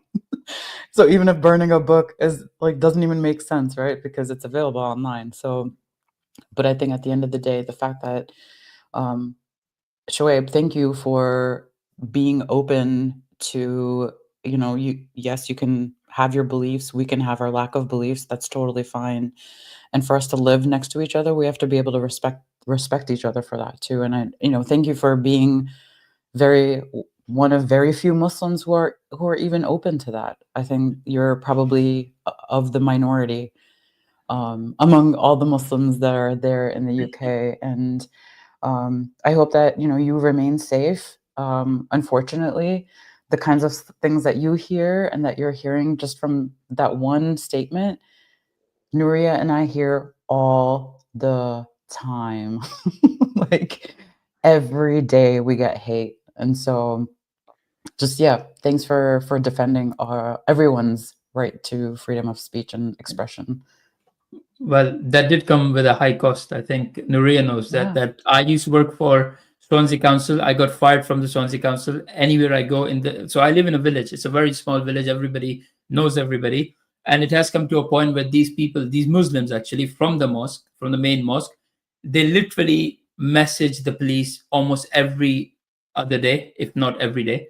And these are things some of the people within the mosque are telling me that, these guys are actively having these sessions where they sit down with 20, 30 people at a time. And, but they usually will have 10 people sitting there. So between 10 to 30 people will sit with them and they will teach them how it is and what are the words they need to use against me. Like literally, I'm the only guy right now in Swansea, that's where I live. So what they do is they do this, and then there's a form that they need to fill. And that form goes to counterterrorism, which is called the Preventi. And what they do is they said, this guy, we don't think he's a Muslim. We might think he's something else, pretending to be something, because that's exactly what they said. Just because you don't follow the way that we follow it, guess what? You're not a Muslim. And this is a very old trick in their playbook, that anybody does literally one thing differently to them, even though they do the same thing. I know these people. I know these men. They they drink, they smoke, they do everything. But in front of everybody, when they see someone else doing it, they'll be like, oh, look at that guy. It's total haram, is this. And I'm looking at them like, well, you guys do it as well, but you do it behind closed doors, yes. But the thing is, I'm not a hypocrite. But anyways, so what they have started to do, they send these complaints out to police. And if they find out if I'm going somewhere or if I'm eating somewhere, they will start calling them and telling them, oh, there's a racist guy in your hotel, in your restaurant, eating there, so you need to get rid of them. And I have been arrested in January, and there is still, obviously I can't really talk about that case because this is still an ongoing investigation. And to think that there are rapists, there are murderers, there are actual thieves and criminals outside, out and about, absolutely doing nothing. Police is not after them. Police is doing nothing. Either police is busy giving out tickets, or they're worrying about people, what they're saying on social media. It's like, like when you have bullies and they have a little bit of power and they come to the playground and they start, hitting people just because there is one guy saying something and there are four of them. And that's what exactly the police is doing. And I think the police problem that we have, like just Nuria said about the two-tier policing that we have. Yes, we have a problem in London, but the thing is, London is so big. You might have one or two good people around there as well. But in Swansea, where I live, is such a small place. Everybody. Like every time I go out, I have seen one or two police officers. They're always there at the protest when these pro-pallies, these lunatics, when they're out and about, they have no idea. And you will see these white liberal women there, and you look at them, they look very privileged. They look like they've got money. They don't need to worry about the next meal that they're going to have. They look like they got enough good money, and they're out there talking about Gaza, Palestine, Israel. And I'm just looking at them like, you guys have no idea what's going on. You guys are brainwashed. Like, I'm the closest that you have to a Middle East. I grew up in Saudi Arabia, so I know exactly what it is that is going on there. Like, and for me, I always says that, I've said it before, that I think any innocent people, regardless of their men, women, and children or animals, dying either in Palestine or in Israel is wrong. For me, I would say it's always wrong. But you've got lunatics in the UK now, which have hijacked this suffering of the people, and they've made it, turn it into their own agenda, where they're coming out, they're saying, oh, boycott Pepsi, buy Coca-Cola, buy Gaza Cola, Islam Cola, and they're selling at ridiculous prices. And when you speak to them, where the money is going, it's going all charity to Gaza. And then next day you see them, oh yeah, we can't send anything charity to Gaza because guess what? Nothing is open. We can't send it to them. So are you stealing the money? Because you've been doing it since last year and a half. So I don't understand who's lying, who's not. But again, these are the things that I've been facing, and I have spoken to Nuria about this, that there might be a chance where I have to go, I have to leave the UK. And the reason I'm leaving the UK is not because I want to, but it's because of the fact that I just feel like, this is so corrupt to the core. And I know the police, they just keep taking months after months, and now they've started a new thing. So first they took my cell phone and they said, we need to do an investigation. And I said, that is fine. And now what they have done is asking me, they're literally harassing me every other week. They call me every couple of days and they'll say, oh, can we get the password to your X account, to my Twitter account? And I said, it's not private account. It's a fully, public account. People can see whatever I'm talking about. They're like, no, we need to get you off Twitter because I say things and people listen. And I think this is what it is. They're trying to, stop me from speaking out, from saying that, oh, you know what? Yes, the problem that we have right now in the place where I live are the Muslim community. Unfortunately, these are the people who brought this upon themselves by, like you said, people have become so angry listening to them that they can't control themselves. And that's why there is so much hatred. So if I get called something because they think, they see me as a Pakistani, they see me a Muslim, and if they call something to me, I never get angry at them because I know this is my own people. They've done this.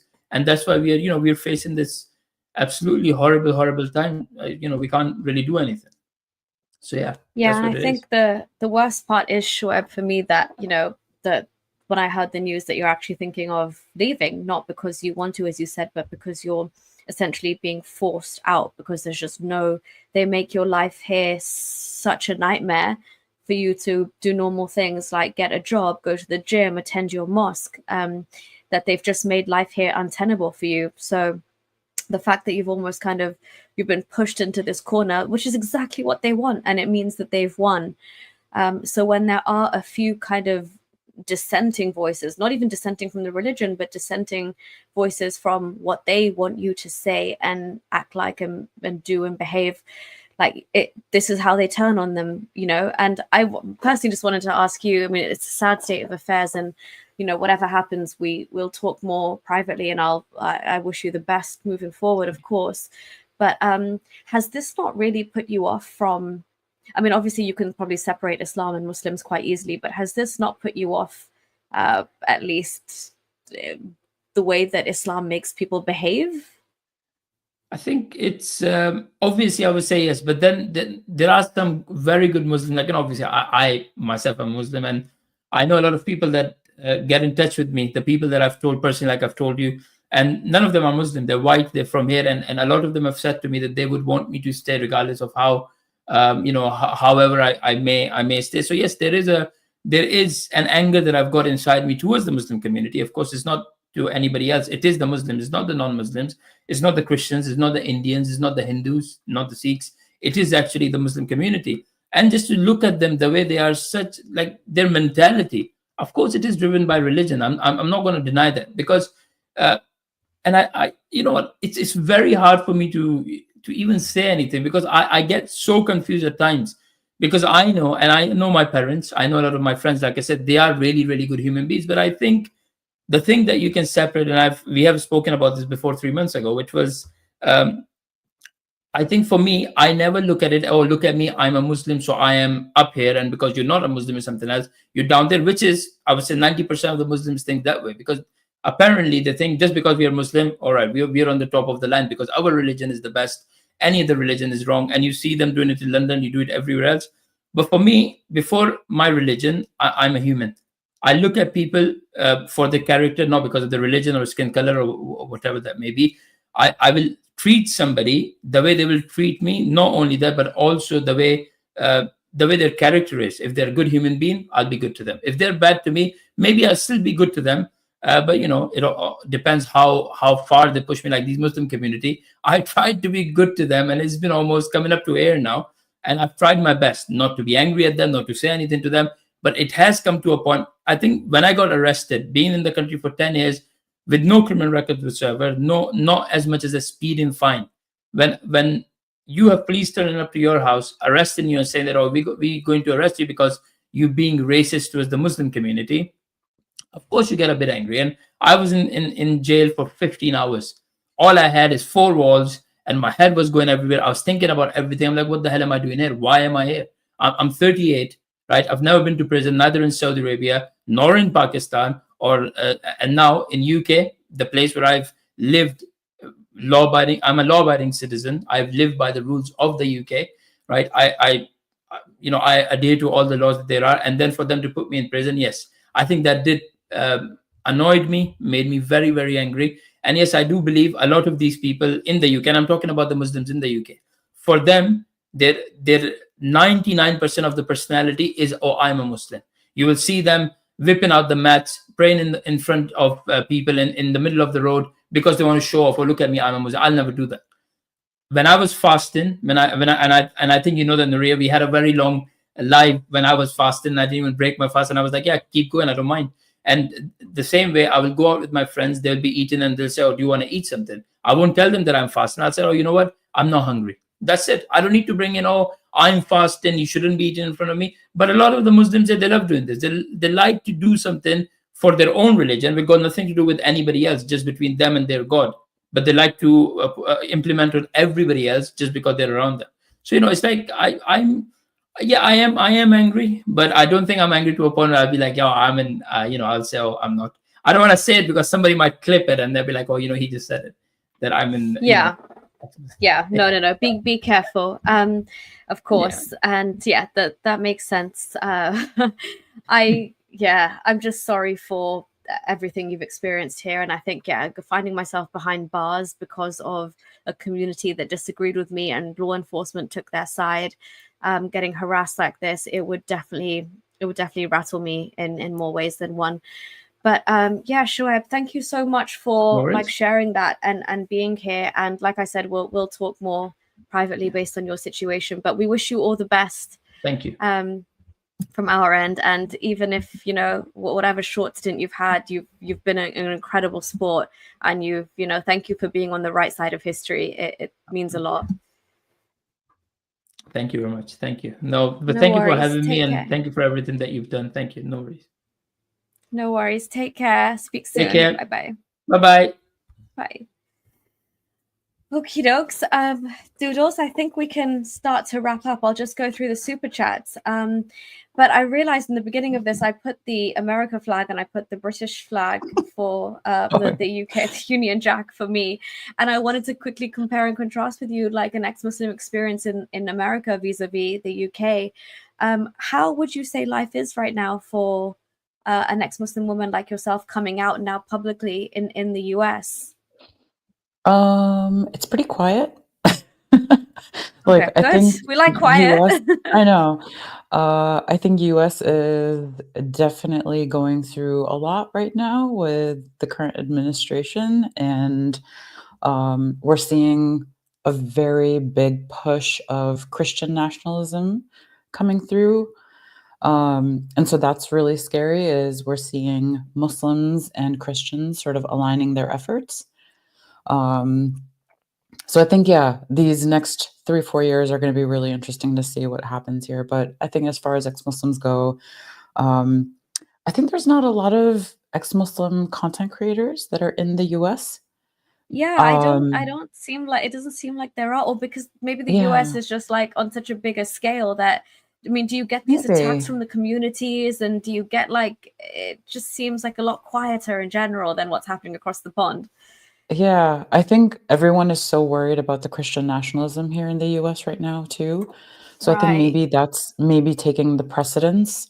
And also, I think there's just not enough of us ex-Muslims that are speaking out. I mean, Ex-Muslims of North America for sure is a huge organization that advocates. Yeah. They work with public policy professionals and things like that.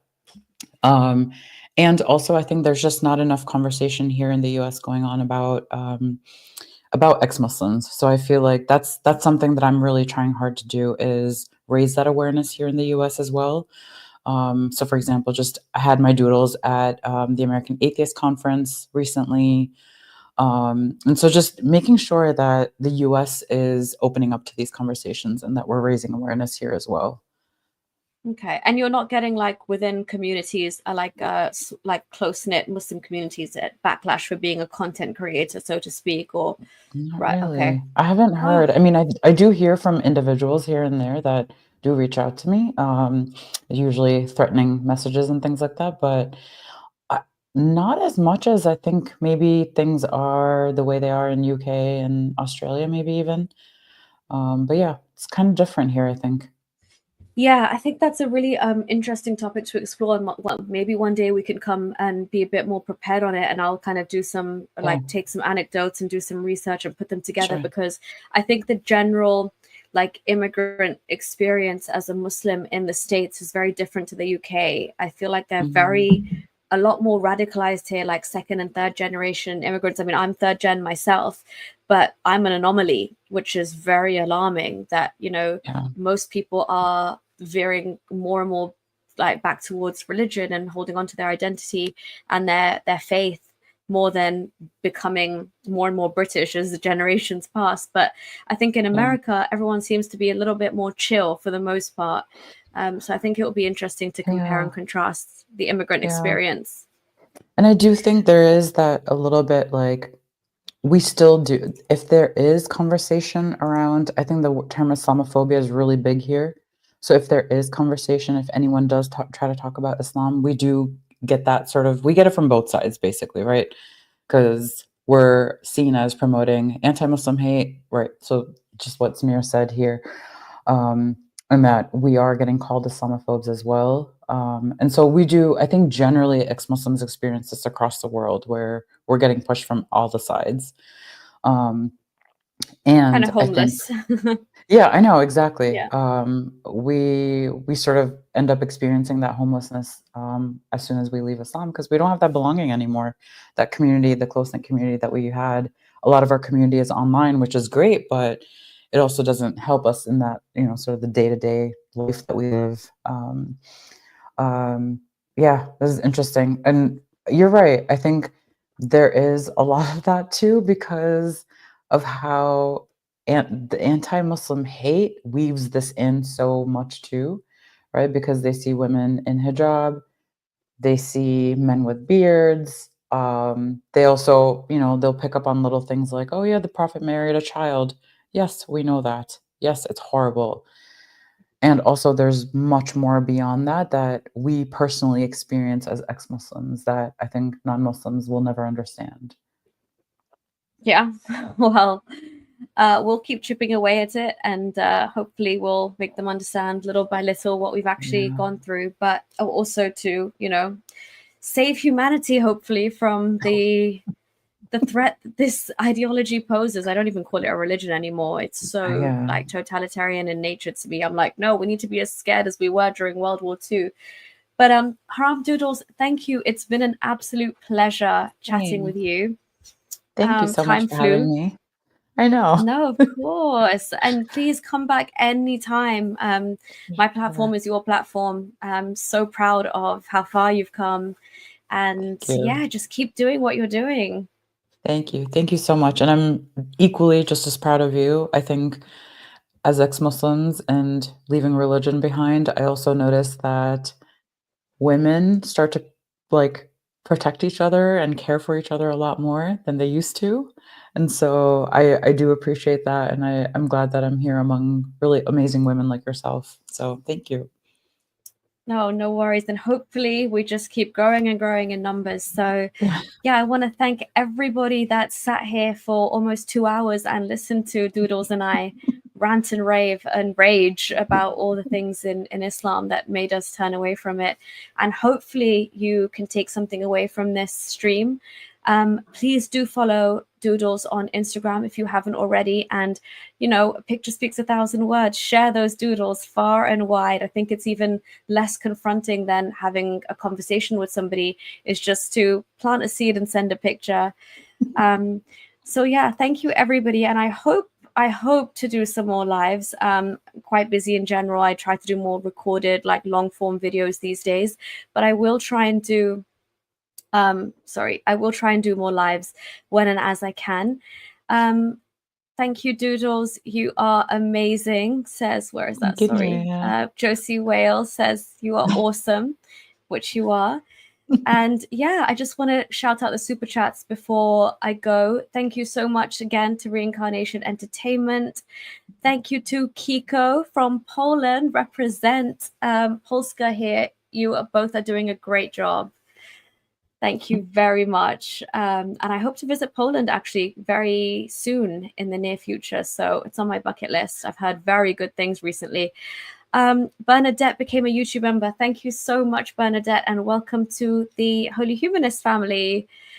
Tim May as well. Thank you so much for your support from America, showing some love from across the pond. Again, it means a lot. Thank you, everybody, for being here. Polska is awesome. Yes, I know. I can't wait to find out for myself. But yeah, until next time, bye-bye from Doodles and I. Take care, everyone. Good night. Bye.